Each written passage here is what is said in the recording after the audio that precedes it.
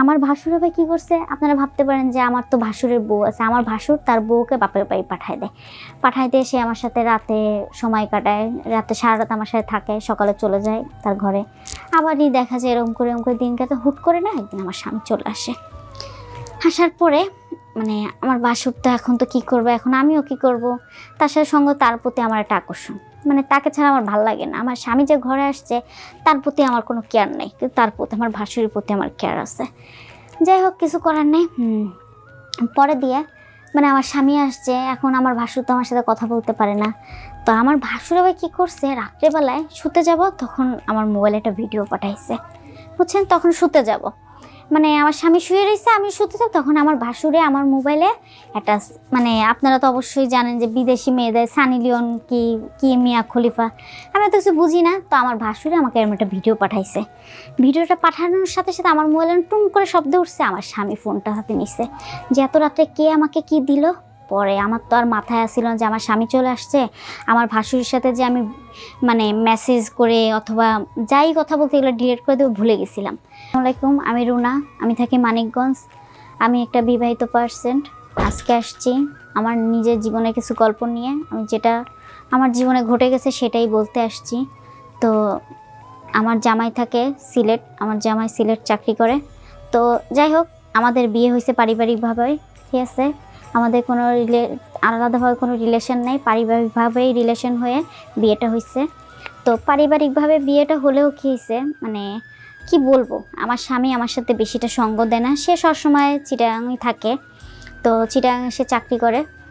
তো এই সিলেট চিটাগাং তো কাছাকাছি। যাই হোক, ওইখানে সে চাকরি করে, 6 মাসে একদিন আসে, একবারে এসে একদিন 2 দিন থেকে চলে যায়। যাই হোক, এখন যে আমার যে বয়সটা, এই বয়সে কিন্তু স্বামী 6 মাস পর আসবে, এটা কোন মেয়ে সহ্য করে, কোনো মেয়ে সহ্য করে। যাই হোক, আমি সহ্য করে রয়েছি, কিছু করার নেই, আমার কপাল খারাপ। আর স্বামী অত দূরে চাকরি করে, আমাকে আমার স্বামী বলে যে তার সাথে যেতে, আমি যাই না, কারণ তাদের যৌথ ফ্যামিলি। আমার স্বামী সবার ছোট, আমার শাশুড়ি আছে, শ্বশুর নেই, আমার বড় ভাসুর আছে, তারপর মেজো ভাসুরও আছে। যাই হোক, এখন মেন কথা হচ্ছে যে আমি একটা ভুল কাজ করছি। সেটার কারণটা হচ্ছে, সেটার কি ভুল, সেই ভুল আমি আপনাদেরকে বলতেছি যে আমি কি ভুল কাজ করছি। মানে আমার স্বামী যখন বাড়িতে থাকে না, মানে আমার বড় যে ভাসুর, তার নজর মানে চলাচল, আমার সাথে কথাবার্তা কেমন যেন একটা আজব লাগে। তার কথাবার্তা, তার তাকানো স্টাইল, কথা বলার স্টাইল কেমন যেন, মানে সে আমাকে দেখতেই থাকে, আমাকে দেখলে মানে হাঁক করে দেখে, মনে হয় কি জীবনে মানুষ দেখে নাই। আর আমি তো অত সুন্দরও না যে অনেক সুন্দর, সে এরকম সুন্দর মানুষ কি কোনোদিন দেখে নাই। একটা মজার জিনিস কি জানেন, যে আমার যে দেওরের বউ, মানে আমার ভাসুরের যে বউ, যে আমার ভাসুরের বউ এত সুন্দর যা বলার বাইরে, এত সুন্দর আমার ভাসুরের বউ, মানে এত সুন্দর, আপনারা দেখলেই মনে অবাক হয়ে যাবেন যে এত সুন্দর বউ থুয়ে আপনার দিকে তাকাইছে। জানি না, তার মেন তো তার ক্যারেক্টার লিস্ট। যাই হোক, এখন তো আমি বুঝতে পারি নাই, না বুঝে একটা ভুল কাজ করছি, যে ভুলের কোনো ক্ষমা নেই। যাই হোক, আমি মানে তার দিকে তাকায় দেখি, অনেক দিন ধরে ফলো করতেছি, যে সে আমাকে দেখতে থাক করে তাকাই রয়েছে, মানে জীবনে মানুষ দেখে না এমন অবস্থা। যাই হোক, আমি অনেকদিন ধরে দেখতে পরে দিয়ে একদিন আমার ভাসুরকে জিজ্ঞেস করছি যে ভাইয়া, আপনি হুট করে আমাকে দেখলে এভাবে তাকাই থাকেন, মানে আমি বুঝলাম না, এমনভাবে তাকাই থাকেন। পরে আমার ভাসুর হেসে দিয়ে বলতেছে, তোমার দিকে আমি কেন তাকাই থাকি তুমি বুঝো না? তো আমি বললাম যে আমি বুঝি না ভাই, আপনি একটু বলেন, আপনি আমার দিকে আমাকে তাকাই থাকেন কেন? ভাবি তো আমার চেয়ে অনেক সুন্দর, তা আপনি আমার দিকে তাকাই থাকেন, কেমন আজব লাগে না? কয় তোমার ভাবি এত সুন্দর হলে তাতে গেছে, সুন্দর মানুষের মধ্যে সব গুণ থাকে না, তোমার মধ্যে যে গুণ আছে।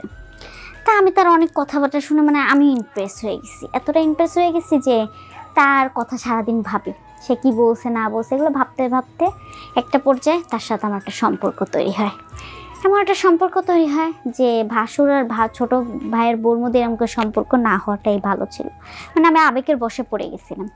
আর আমার স্বামীও তখন আমাকে সঙ্গ দেয় না, কথায় আছে না, স্বামীর সঙ্গ হলো বড় সঙ্গ, সে আমাকে সঙ্গও দেয় না, আর সে আমাদের দূরে থাকে। এই কারণে মানে আমি ভাসুরের প্রতি মানে আকর্ষিত হয়ে গেছি, এতটা আকর্ষিত হয়ে গেছি যে আমি স্বামী নামক জিনিসটা ভুলে গেছি। যাই হোক, এরম করে আমার ভাসুর আবার কী করছে, আপনারা ভাবতে পারেন যে আমার তো ভাসুরের বউ আছে, আমার ভাসুর তার বউকে বাপের বাড়ি পাঠায় দেয় সে আমার সাথে রাতে সময় কাটায়, রাতে সারা রাত আমার সাথে থাকে, সকালে চলে যায় তার ঘরে। আবারই দেখা যায় এরকম করে দিন কাটে, হুট করে না একদিন আমার স্বামী চলে আসার পরে মানে আমার ভাসুর তো এখন তো কী করবো, এখন আমিও কী করব, তার সাথে সঙ্গে তার প্রতি আমার একটা আকর্ষণ, মানে তাকে ছাড়া আমার ভালো লাগে না। আমার স্বামী যে ঘরে আসছে তার প্রতি আমার কোনো কেয়ার নেই, কিন্তু তার প্রতি আমার ভাসুরের প্রতি আমার কেয়ার আছে। যাই হোক, কিছু করার নেই। পরে দিয়ে মানে আমার স্বামী আসছে, এখন আমার ভাসুর তো আমার সাথে কথা বলতে পারে না। তো আমার ভাসুর আবার কী করছে, রাত্রেবেলায় শুতে যাব তখন আমার মোবাইলে একটা ভিডিও পাঠাইছে, বুঝছেন। তখন শুতে যাব, মানে আমার স্বামী শুয়ে রয়েছে, আমি শুতে যাব, তখন আমার ভাসুরে আমার মোবাইলে একটা মানে আপনারা তো অবশ্যই জানেন যে বিদেশি মেয়েদের সানি লিওন কি কি মিয়া খলিফা, আমি তো কিছু বুঝি না। তো আমার ভাসুরে আমাকে এরকম একটা ভিডিও পাঠাইছে। ভিডিওটা পাঠানোর সাথে সাথে আমার মোবাইলে টুন করে শব্দ উঠছে, আমার স্বামী ফোনটা হাতে নিছে, যে এত রাত্রে কে আমাকে কি দিল। পরে আমার তো আর মাথায় আসছিল না যে আমার স্বামী চলে আসছে, আমার ভাসুরের সাথে যে আমি মানে মেসেজ করে অথবা যাই কথা বলতে এগুলো ডিলিট করে দেবো ভুলে গেছিলাম। পরে তো যখন ভিডিওটা দিছে আমার স্বামী তো ফোনটা হাতে নিয়ে এগুলো দেখছে, দেখার পরে তো সেই একটা ঝড় আসছে ঘরের মধ্যে, মনে আমার স্বামী তো আমাকে তার পাশেই বসতে দিবে না এমন পর্যায়ে হয়ে আসছে। তখন আমি কি করব, কি বলবো, আমার তো বলার কোনো ভাষা নেই। কিন্তু কি বলার, আপনাদের ক্ষেত্রে আপনারা আমার জায়গা হলে কী বলতেন, আমার স্বামীর দোষ আছে, আজকে তার সঙ্গ, তার বিনা সঙ্গই তো আমি তার ভাইয়ের সাথে সঙ্গ না দিছি। সে যদি আজকে তার স্বামীর তো দায়িত্ব পালন করতো, তাহলে আর আজকে আমি আমার ভাসুরের কথার আবেগে পড়ে যেতাম না। ওই যে স্বামীর ভালোবাসা পাই নেই, ভাসুরেরটা পাইছে, আবেগের বসে ভাসুরের ভালোবাসার প্রেমে ফাঁদে পড়ে গেছি। যাই হোক, এটা আমি আমারটা বুঝছে, যদি আপনারা বুঝে থাকেন তাহলে অবশ্যই বলেন যে আমি এটা ভুল কাজ করছি না, কিন্তু আমি ভুল কাজ করছি এটা আমি স্বীকার করি। যাই হোক, পরে আমার জামাই আমার ভাসুরের বউকে ডাকলো, সব কিছু জানালে, এনে বিশাল তুলতাল মারামারি ঝগড়াঝাটি অনেক কিছু, সে মোটা আমাকে রাখবেই না।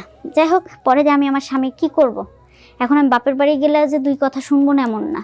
পরে আমি চিন্তা করে দেখলাম ভুল তো আমারই। আমি কেন স্বামীর কথা ভুলে গেলাম, ভাসুরের কথার আবেগে পড়ে।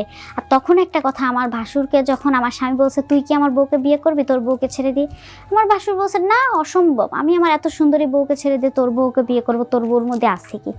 পরে তো আমার আরও কষ্ট লাগলো, যাই রে, মানুষ কত বড় ছলনাময়ী হতে পারে, নিজের ঘরের বউকে রেখে আমার স্বামী নেই, এই জন্য আমার সাথে এমন করলো। যাই হোক, পরে আমি আমার ভুলটা বুঝতে পেরে আমার স্বামীর কাছে ক্ষমা চাইছি, যে আমাকে এবারের মতন ক্ষমা করে দাও, আমি তো এরকম ভুল করি নাই, তোমার কারণে তো এই ভুলটা করছি। তুমি যদি আজকে আমার স্বামী হয়ে আমার পাশে থাকতা, তাহলে আমি আজকে এই ভুলটা করতাম না, তোমার ভাইও কিন্তু আমাকে এই কুপ্রস্তাবটা দিতে পারতো না। তো আমার ভাসুর আমার দিকে তাকাইছে, এটা আমি বললে তোমরা কখনো বিশ্বাস করবে না। যাই হোক, ভুল আমার। পরে দিয়ে আমি আমার স্বামীর কাছে মাপ চাইছি, ভালোই মাপ করার পর আমার স্বামী আমাকে মাপ করে দিছে। পরে আমি ভালোই সংসার করতেছিলাম। যাই হোক, সংসার করতেছি, এখনও ইনশাল্লাহ করতেছি। তো আমি আপনাদের কাছে একটাই আশা করি, আমার মতন ভুল আপনারা করেন না, ঠিক আছে। আর স্বামীকে বলবেন সবসময় ডাল আনা অল্প খাবেন, ঠিক আছে। স্বামীকে বলবেন অল্প টাকা রোজগার করে আনতে, স্বামীকে পাশে রাখবেন। আমার মতন স্বামী যদি দূরে থাকে তাহলে আপনাদের অবস্থা এরকম হবে, ঠিক আছে। দয়া করে আপনারা এরকম ভুল কাজ করেন না আমার মতন। খোদা হাফেজ।